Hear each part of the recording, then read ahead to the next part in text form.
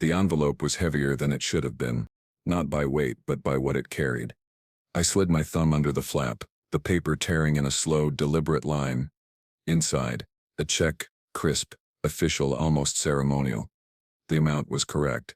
The date was today, my 60th birthday, but my eyes caught on something I shouldn't have seen. A flourish at the bottom, the signature line, "Not mine." I knew that handwriting. I'd seen it scrawled across Christmas cards, forged on permission slips, and once, shakily written in an apology note I never really believed. It was my brother's. I just stood there, holding the check in my kitchen. The hum of the fridge suddenly too loud, the fluorescent light flickering like it knew something I didn't. Before we continue, please subscribe to the channel and let us know where you're listening from in the comments. My name is Dean. I'm 60 years old, and this is what really happened. It was mid-morning when the phone rang. I almost didn't pick up. My retirement day was supposed to be quiet. Maybe a walk, maybe a steak dinner later. Not this. Caller ID. Human Resources. I pressed accept. HR rep. Dean, I'm calling to confirm you received the payout check we issued. I did.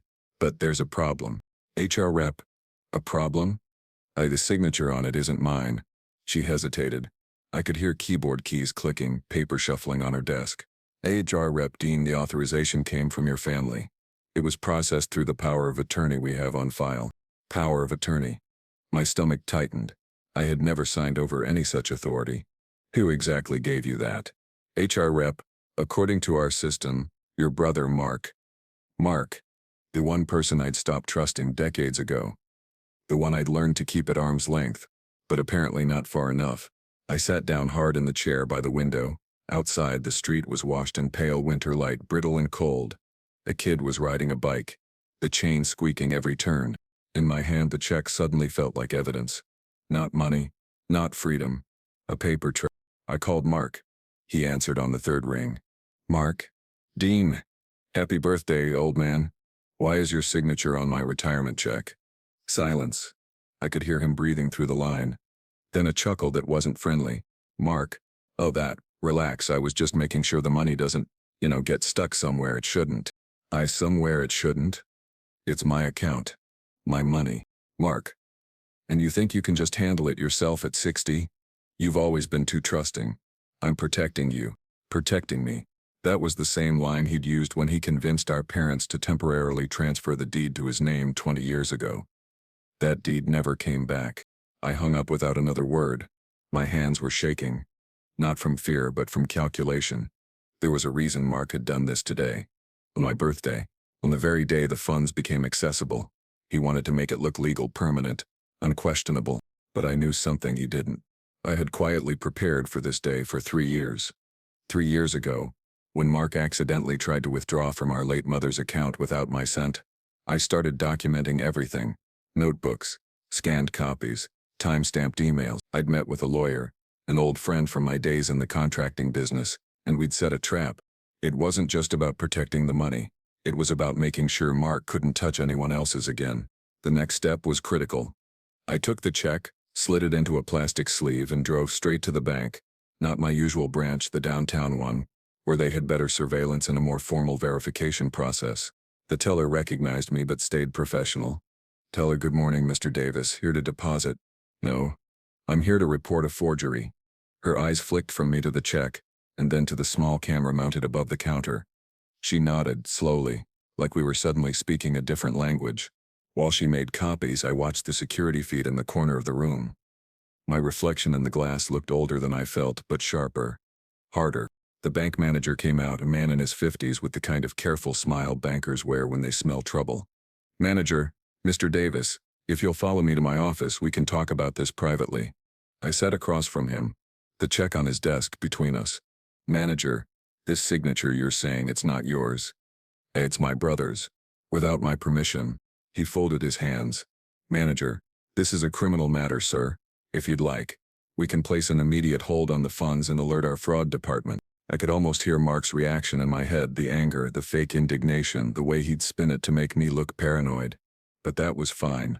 Because my next move wouldn't just freeze the money. It would freeze him. And that's when the bank manager leaned in, lowering his voice so only I could hear. Manager, you should know your brother's been in here twice this week. Once yesterday. Once 3 days before that. Asking questions about your account. The hair on the back of my neck prickled. He wasn't just after this check. He was after everything. I left the bank without cashing the check, a copy tucked into a folder under my arm like it was radioactive. The air outside felt colder than when I'd gone in, sharper against my face. Mark had been in there twice this week. Twice. Not just poking around, hunting. I walked to my truck, the crunch of gravel under my boots, feeling louder than it should. Every movement felt deliberate now, like I was being watched. I slid into the driver's seat and pulled the folder onto my lap. Inside, the copy of the check, the teller's incident report, and a fraud alert form already half completed. But that wasn't my next stop. Not yet. First, I needed to see someone who'd been expecting my call for years. The law office of Samuel Grant was a squat brick building that hadn't been updated since the Reagan administration, the kind of place that smelled faintly of paper and strong coffee. Sam had been my foreman back in my contracting days, and when his knees gave out, he went law school. Now he was the guy you called when you needed a plan that didn't just work but stuck. Sam. Dean. I figured today would be the day. It's him. He's on my accounts again. Sam, check. I slid the copy across his desk. His eyes scanned the signature, then the date. Sam. Your birthday. Of course. He's got a taste for symbolism. And he's been in my bank twice this week. Sam leaned back, lacing his fingers behind his head. Sam. All right. We're not just going to stop this. We're going to make sure he doesn't walk away clean this time. He pulled open a drawer and took out a yellow legal pad, flipping to a page already marked Dean. The handwriting was neat. Methodical. He'd been ready for this. Sam. Step 1. Freeze the funds. Step 2. File a notarized affidavit that the signature is forged. Step 3. He tapped the paper, looking at me. Sam. We bait him into using that power of attorney again. Well, how do we do that without losing anything else? Sam. We won't use your real assets. We'll use something that looks valuable. Very valuable. That's when I remembered the storage unit, Unit 47B. The one I'd been paying for since 2008, filled with tools, old safes, and a few pieces of equipment from my contracting business. It wasn't worth millions, but to someone like Mark, who thought in terms of leverage, it would look like a gold mine. By the time I left Sam's office, the outline was in motion. The check would be officially flagged as fraudulent. The power of attorney would be legally contested. The storage unit would become bait. On the drive to the unit, I kept thinking about the last time Mark and I had been in the same room. It had been 2 years ago at our cousin's funeral. He'd leaned over during the reception, plate of chicken wings in hand, and whispered, Mark, you know, Dean, when you're gone, someone's got to make sure your stuff doesn't go to waste. I'd laughed it off at the time. Now I realized he'd been testing the ground. The storage facility sat at the edge of town behind a chain-link fence topped with curling barbed wire. I unlocked the rusted padlock on 47B, the metal door groaning as I rolled it up. The smell hit first. Dust, motor oil, and a faint tang of rust. Inside, a wall of old tool chests, a safe the size of a washing machine, and several wooden cruets stenciled with fake inventory numbers I'd painted years ago for a construction bid. My plan was simple. Leave enough documentation lying around to make it look like I was preparing to sell everything. Make sure those papers just happened to end up in Mark's hands. The bait wasn't just the tools, it was the story around them. I spent the rest of the afternoon staging it. A ledger book accidentally left open to a page showing fake appraisals, invoices with bold red paid stamps, a printed email thread from an unused account discussing potential buyers and cash offers. By the time I locked the unit, it looked like I was sitting on a fortune. The next step was making sure Mark found out, and for that I needed my neighbor, Ralph. Ralph was a retired mail carrier with a gift for two things: mowing his lawn at precisely 6:30 every morning, and talking too much. Mark still dropped by my place occasionally by accident, and Ralph never failed to update him on anything he thought was interesting. That evening I walked over with a six-pack. Ralph, well, if it isn't the birthday boy, I got a favor to ask, Ralph. Might need you to let something slip if my brother comes around. I told him just enough to make the bait believable. The storage unit, the appraisals, the supposed buyers. Ralph's eyes lit up like he'd just been handed the gossip of the year. Ralph, you can count on me. That boy never could resist sniffing where he wasn't invited. The trap was almost set. But there was one thing I hadn't accounted for. At 10:42 that night, my phone buzzed with a message from an unknown number. Nice little stash you've got there. Shame if it ended up in the wrong hands. No signature. But I didn't need one. I didn't reply to the message. Not because I didn't want to, but because silence was louder. Mark thrived on reaction. I wasn't going to give him one. Instead, I screenshotted it, saved it in a folder labeled evidence, and plugged my phone into the charger like it was any other night. But I didn't sleep. At 7 a.m. I was back in Sam's office. Sam? Got something? I handed him my phone. He read the text twice, lips pressing into a thin line. Sam. Perfect. That's intent. He's already admitting he knows about the stash, and hinting at taking it. So we move now? Sam. We move carefully. Sam slid a manila envelope across the desk. Inside was a notarized affidavit stating, the signature on the retirement check was not mine. I had never granted Mark any form of power of attorney. Any attempts by him to access or liquidate my assets were unauthorized. Sam, we'll file this with the bank, the county recorder's office, and your pension fund administrator by end of day. There. That covers the check. What about the bait? Sam's eyes glinted. Sam. That's where we let him hang himself. The plan was deceptively simple. We'd plant an additional document in the storage unit, a transfer of ownership form for the safe, and its contents. It would be fake, of course, but it would look exactly like the kind of paperwork Mark would try to fill in and file under his own name. Once he touched it, we'd have him on attempted asset theft. Combined with the forged check, it would be enough to crush any defense he had. By noon, I was at the storage unit with Sam's assistant, Claire, staging the final piece. Claire, this the infamous safe? I said, empty as a drum, but it looks like it weighs 50 grand. We placed the fake form halfway under a ledger book, just enough to be accidentally visible. Then, using the facility's own cameras, we adjusted the angle so anyone opening the door would be recorded head-on. That afternoon, I made my move to ensure Mark couldn't resist. I called him. He picked up on the first ring. Mark. Dean. To what do I owe the pleasure? They might want to come by the unit, some of the old contracting stuff's getting sold off. Thought you might want first pick. The pause on the other end was short, but telling. Mark. Appreciate it. Might swing by in a day or two. Don't take too long. Buyers already lined up for most of it. I hung up before he could fish for details. The waiting was the worst part. For 2 days nothing happened. Ralph reported no sign of Mark. The unit's lock remained untouched. Then, on the third night, the call came.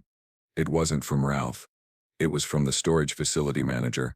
Manager, Mr. Davis just wanted to let you know your brother stopped by about an hour ago. Said he had permission to check on your unit. Used his own key. My stomach tightened. Was the door open when you left? Manager. Wide open. He was inside when I walked by. I didn't head down there right away. Instead, I called Sam. Sam, we've got him. What if he didn't touch the form? Sam. Oh, he will. Guys like him always take more than they came for. The next morning, I drove to the facility. The lock had been replaced. Not mine. I had to get the manager to cut it off. Inside, the fake transfer form was gone. But there was something else I didn't expect.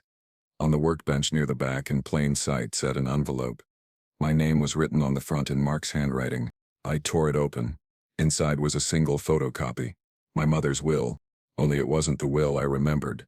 In this version, everything, the house, the land, the savings, was left to Mark. And the signature at the bottom? It wasn't hers. The paper shook in my hands. This wasn't just about the retirement check anymore. This went deeper, decades deeper. I called Sam again. It's worse than we thought. He forged her will. Sam.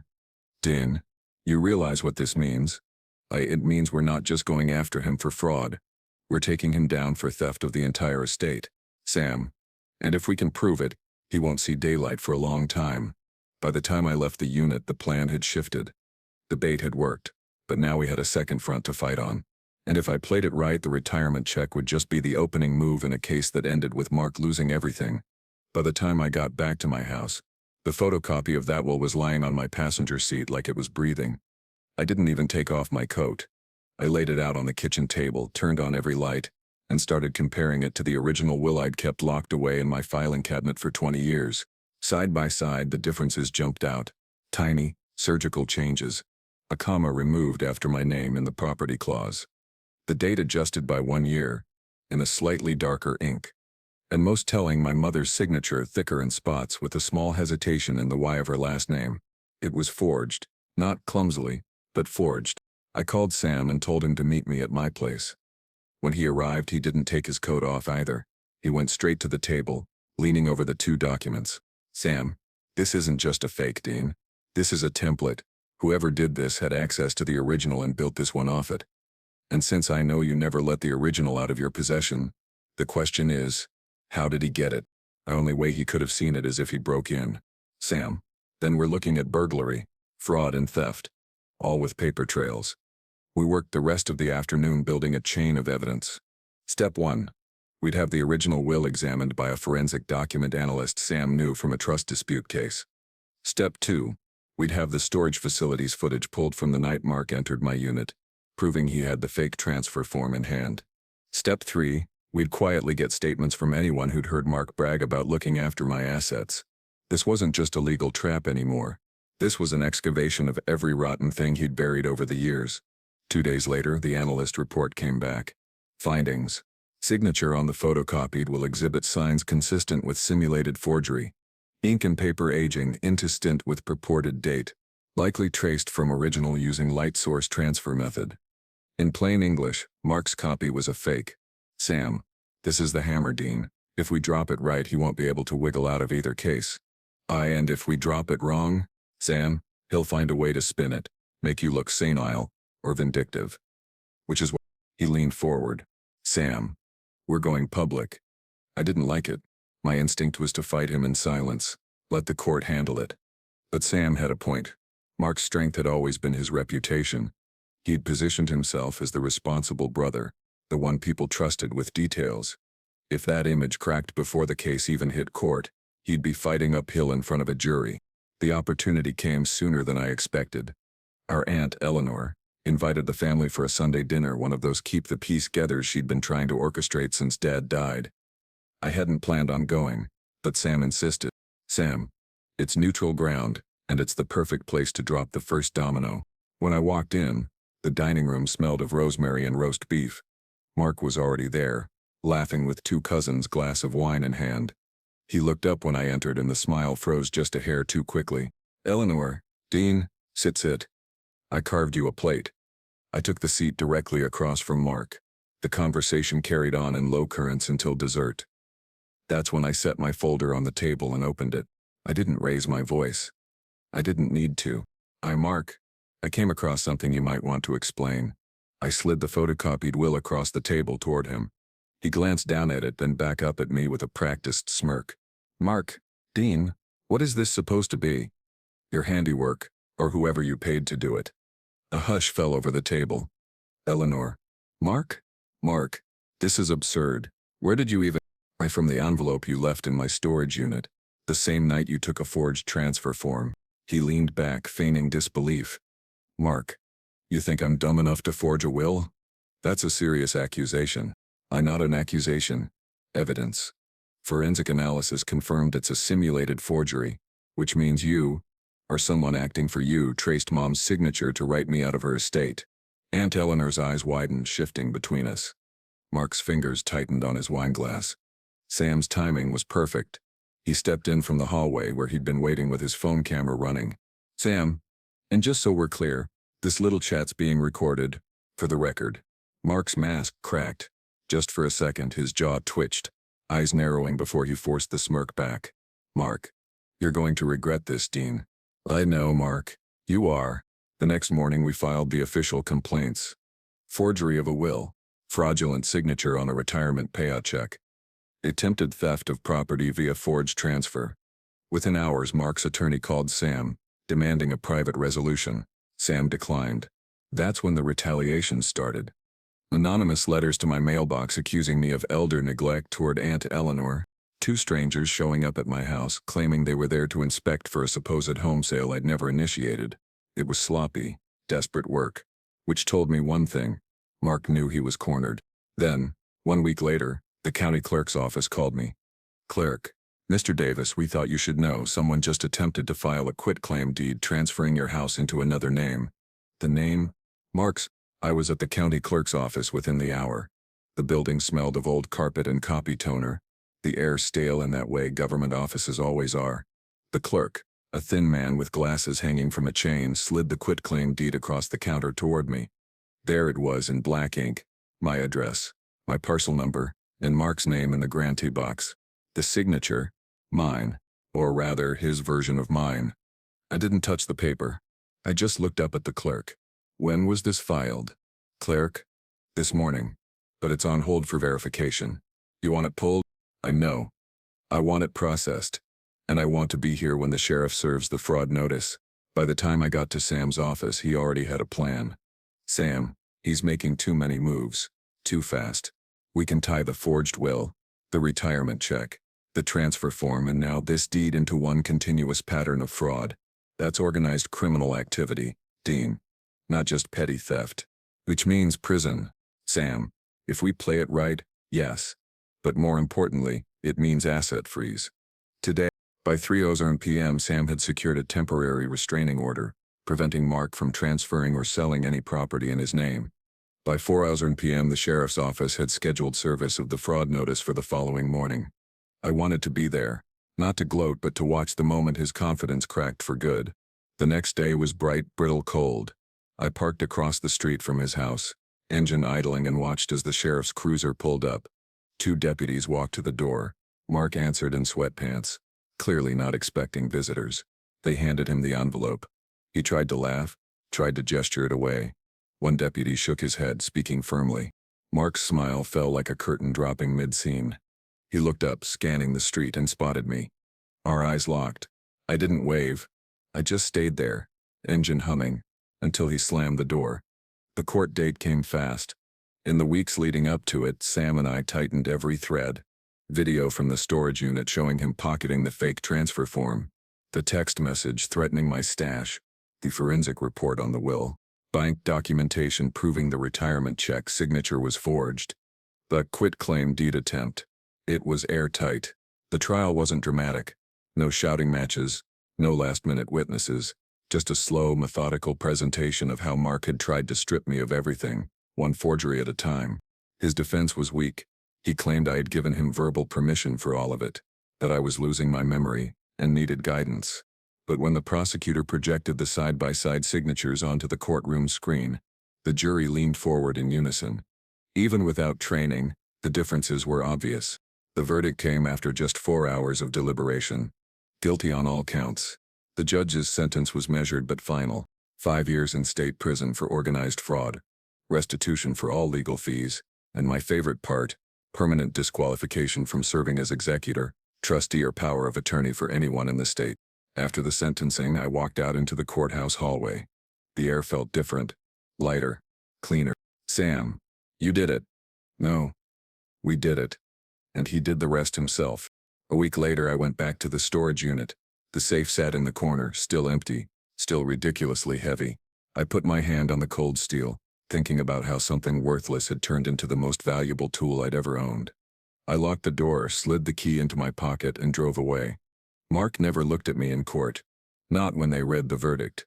Not when they led him away. And that was fine. Because this wasn't about him seeing me win.